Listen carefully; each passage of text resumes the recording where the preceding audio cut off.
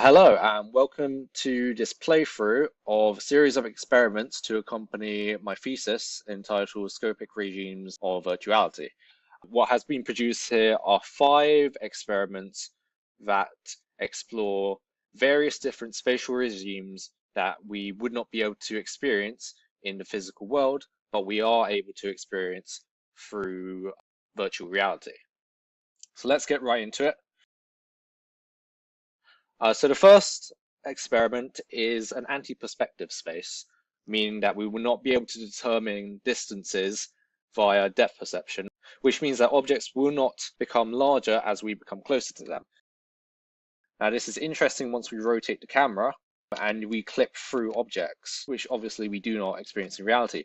However, when we think of this, this is actually a more accurate view of reality because we would be able to measure distances between objects like an architectural section.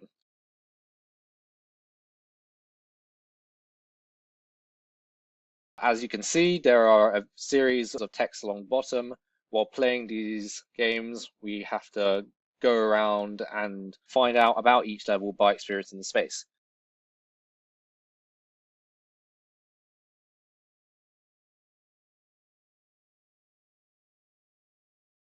So to enter the next level, we can either click the button at the top, or we can enter through this portal.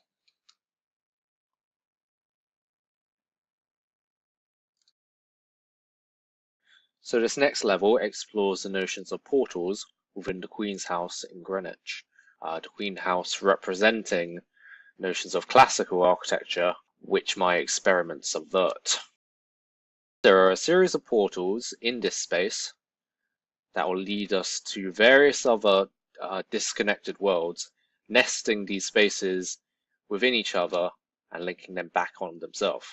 So if we go through this portal here, we find ourselves in a network of neuron-like pathways. Now let's continue to find the extra pieces of this thesis text hidden throughout the space. Now this idea of portals could be applied in numerous ways across a sort of inhabited virtual world.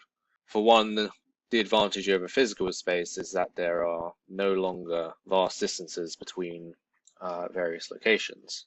And these are just example spaces, but they could really be any sort of type of space. And now we are back into Queen's House. So as you can see, the space has looped back on itself. So we originally walked through this portal down here and have now come back through the other side. Now to find this last thesis text, let's go through this portal. This idea of looping back on yourself will be made more clear, and there's the final piece of text explaining the concept behind the space. And if we go through this portal, we will jump to the Queen's House location. Let's just line ourselves up. And back we are inside the Queen's House. So that concludes the demonstrations of the portals. Let's move through this final portal to enter this next experiment. Now this is a manifold space.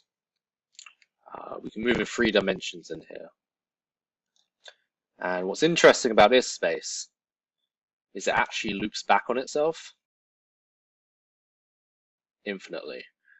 So we can actually keep moving in any direction and we'll never run out of geometry.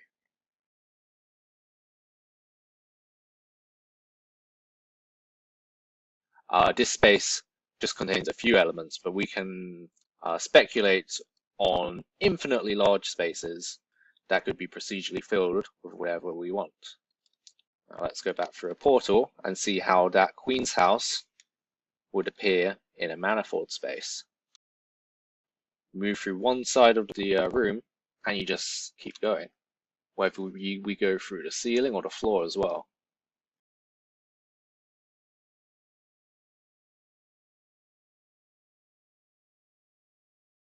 Alright, now this follows the same principles. I've produced a Penrose staircase in this space. Again, through the use of a portal, we're able to climb an infinitely long staircase. Now, of course, this wouldn't be possible in the physical world, but the power of virtuality allows us to experience new scopic regimes that we couldn't. Which leads us to the final space. So this final experiment sort of combines all of the previous scopic regimes. We have the idea of the Penrose staircase in the upper corner, an isometric object that appears connected in one view, but in first person is disconnected. This is alleviated through a series of portals that connect players to the spaces that would otherwise be disconnected in first person. We have a manifold that makes this geometric form continue on infinitely. Now you may have noticed these colourful objects flying through space. That suggests perhaps other players that may be existing in this same space and produce a sort of four-dimensional light beam behind them. Our player is also creating this beam behind them. Each playthrough of this space will produce a slightly different gameplay experience and different space, as users generate the forms within this space. Thank you for joining me on this gameplay experience. It's allowed us to explore different regimes that we could not in reality. For further information about these experiments and the process behind them and their creation, please read the accompanying thesis that explores in depth the history of virtual spaces, game spaces, and alternative scopic and spatial regimes.